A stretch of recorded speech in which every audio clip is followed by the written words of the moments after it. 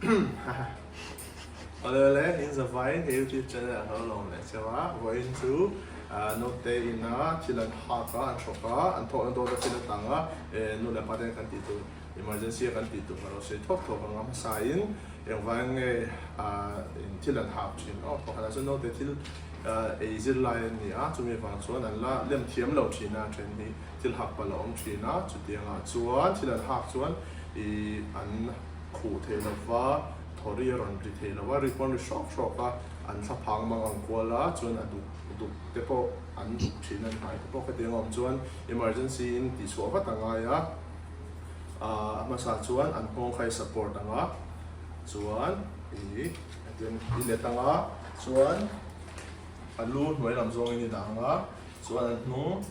an ngong in kara han ngong ka ti darin kara khan vui ngai benga chutia la chwa lo chuan I let le nga an hong khai support chale thawanga chuan an oma vui nga kan nem ya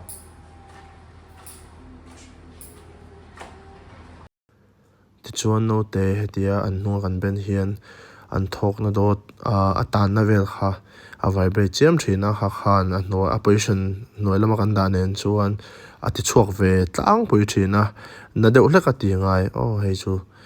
zoi te ti chuan a chuak don lo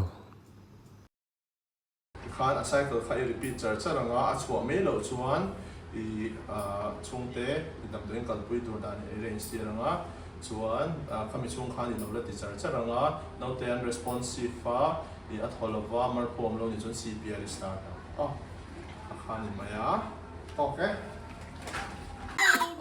te no pang te chuan no pang lian zo ka chuan te lo he te nan te nga heta mi noi a khan